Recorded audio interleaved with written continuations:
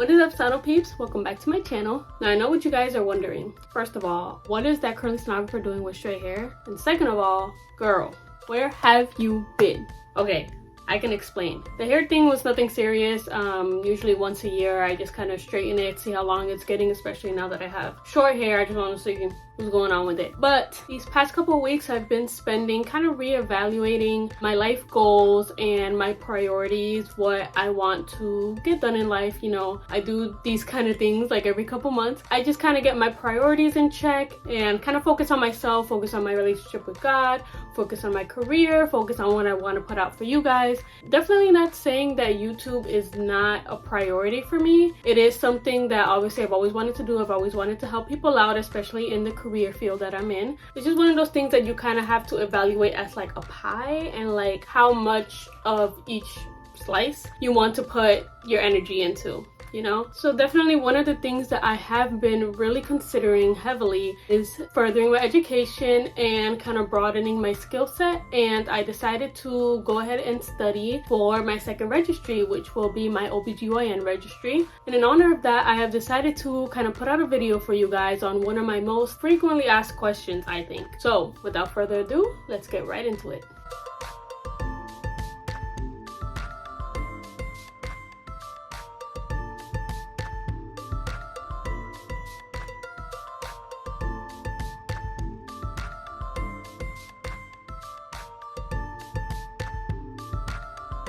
So I feel like I've kind of already made videos on how I passed my ARRT and my ARDMS, but one of the most asked questions I receive in my DMs is what I used to study. And I know that the videos I made were kind of a while ago, maybe 2 years ago. So what did I do? I kind of cracked down and made an entire list of things and put them into sections, you know how I am, on resources that you can use to pass your ultrasound boards. Full disclosure, most of these things I have used. Some of them I have not, but I am thinking of using them in my second registry. I really heard the hype about them and I heard that they're really good. So full disclosure, I have not necessarily tried them yet, but I either will or I have heard good reviews, and I would never leave you guys hanging with a bad resource.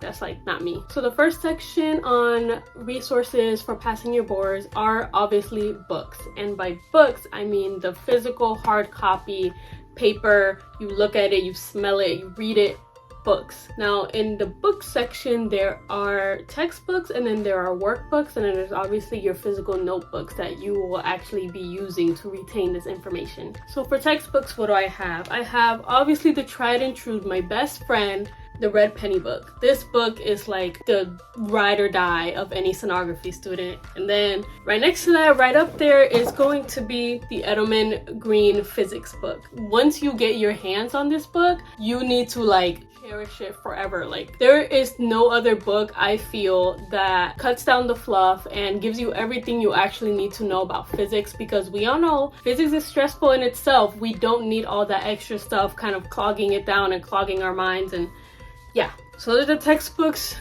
Most students already get these textbooks in their program, and if not, I definitely recommend you invest in these books because they are definitely going to help you pass your boards. Now, alongside really good textbooks, you're going to need some good workbooks. So these are the ones I've been using. So these are the workbooks that I have used throughout my schooling, and this one is the abdomen and superficial structures, and then this one is going to be the OBGYN one, so you already know I'm about to be cracking down on this one. These two books are fundamental for reviewing all your key terms. They've got pictures, they've got pathology, they've got matching questions, multiple choice, they've got diagrams. They have everything that you need in a sonography workbook. Definitely invest in these. I actually got these in my schooling, but I actually didn't take it really seriously at first because I did have the Red Penny book, which also had its little workbook pages, if that makes sense, that you can highlight and answer questions. I did forget to mention that it has exam questions, like review questions at the end of every chapter. Good stuff. So when you want to get into the basics, you really need a good sonography workbook that's really going to get into the basic anatomy of human beings.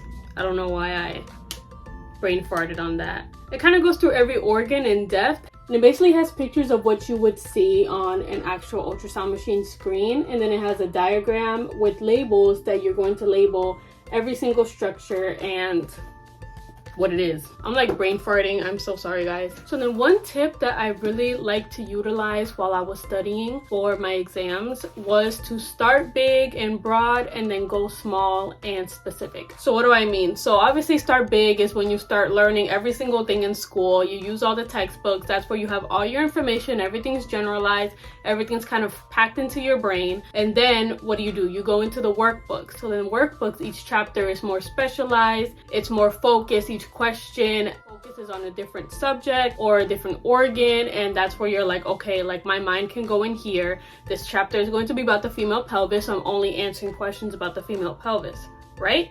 And it's a little bit more condensed, but it's what's going to actually activate your brain into, okay, these are the questions that may be on an exam. It's not necessarily just all the information that was in the textbook. This one's more specialized for my brain to focus on what is going to be on the exam, right? Okay, so then you have your class notebook. This was my class notebook for everything. I still have, these are all my notes from I think 2019 to I want to say 2020. This was my everything notebook. Obviously I have it separated into which chapters or which modules I was going through, because each module was a different modality, if that makes sense. Like one module was all about the abdominal organs, and then one module was all about the pelvis, and then one module was all about vascular, something like that. So I have all of that in here. Once I had all my class notes, then I went into my actual review notes. So this is a smaller notebook,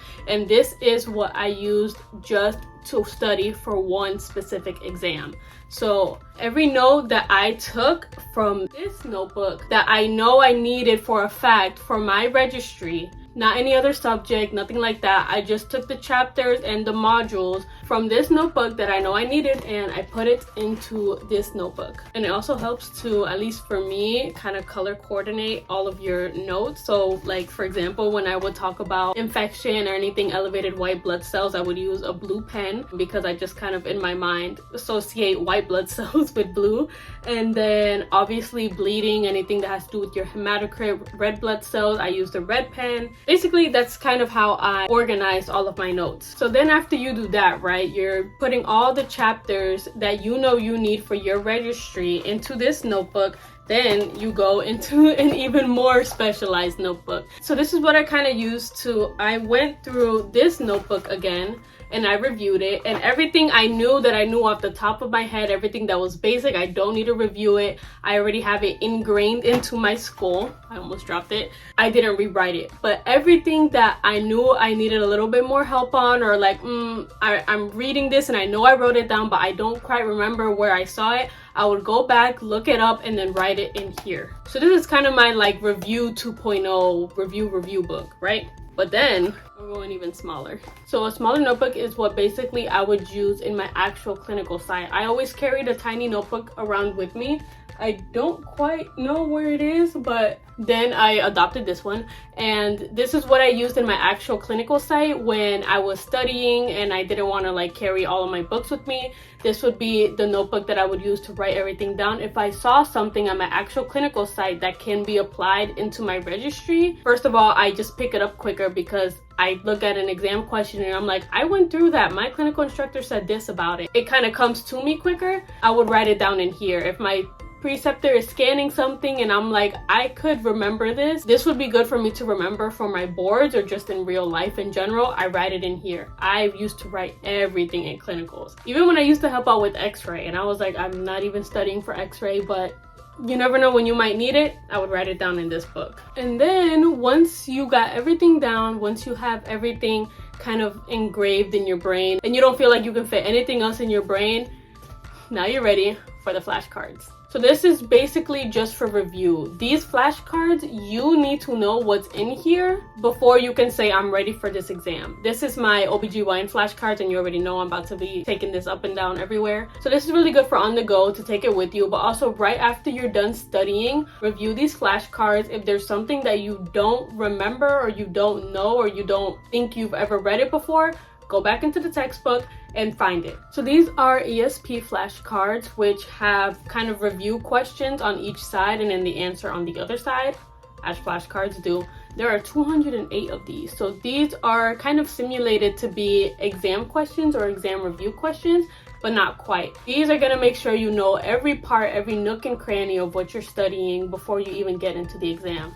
Okay, so on top of the physical aspects of your books, your workbooks, and your notebooks, there's also such a thing as technology, and it's been a great tool in helping me and other people get ready for their registry. So apps and websites. First of all, the website that I will 100% always recommend is Ultrasound Registry Review. And Ultrasound Registry Review is kind of like the whole shebang.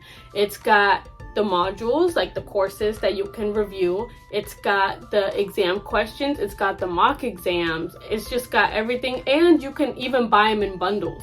If you don't want the whole course because you've already broken your brain with the textbooks and the workbooks, you can just purchase the bundle with the mock questions or the exam review, the ones that I think there's an option for you to have the mock exam, and then after each question it can tell you what you got right, what you got wrong, what you need to work on.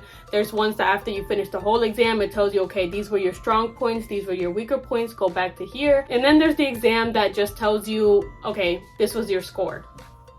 And that's it. I believe that's how it is. Guys, it's been 2 years since I've studied for registry. It's gonna be a toughie. I've been a little rusty. So then you also have the actual ARDMS app. So that's kind of like a skills app that also offers exam review and things of that nature. I haven't actually used it yet. I have the app. I just haven't actually opened it and seen all the possibilities, but I know for a fact that there's like a skills section that you can use to study for an ARDMS exam. And there's another app that I actually just heard of not too long ago called Preppery, and it's a prep app for your exam. Now, actually, I did see another Instagram user that's also a sonographer or a sonography student. I can't remember.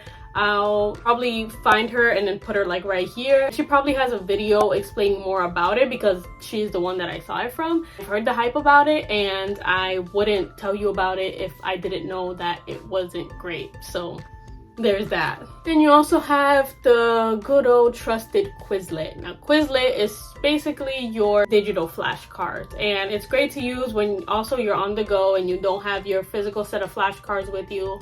And I believe they also have practice exams. I've seen a whole bunch of people swear by this, so yes, Quizlet is good for anything really. And last but not least, for this section, you're already here, YouTube. This platform has the best channels to help you study for your exams, I promise you. There are channels like Sonographic Tendencies.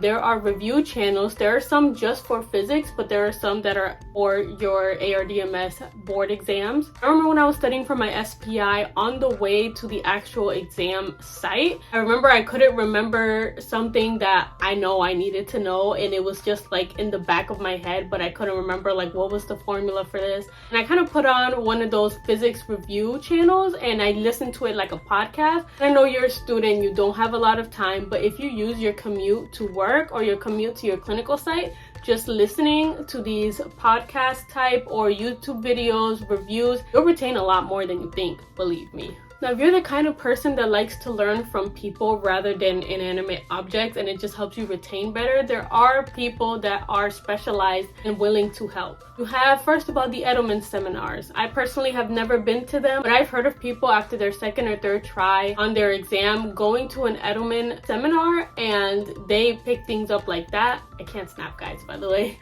They'll pick things up like that and they'll pass it on their next try, which I think is amazing. Edelman he's just an amazing man. I don't know what we would do without him. I'm kind of sad that he retired, but he has dedicated a lot of his life to helping us, and using his resources will definitely help you in the long run. On top of that, there's a girl that has a page on Facebook called My Ultrasound Tutor. I definitely plan to use her to study for my OBGYN exam because I have seen people pass on their first try with flying colors just using her resources, and I'm definitely excited to use her services, and I wanted to pass along the word because I've just heard such great things about her and I had to kind of put her in this video. And definitely don't hesitate to reach out to your professors from school or your clinical instructors.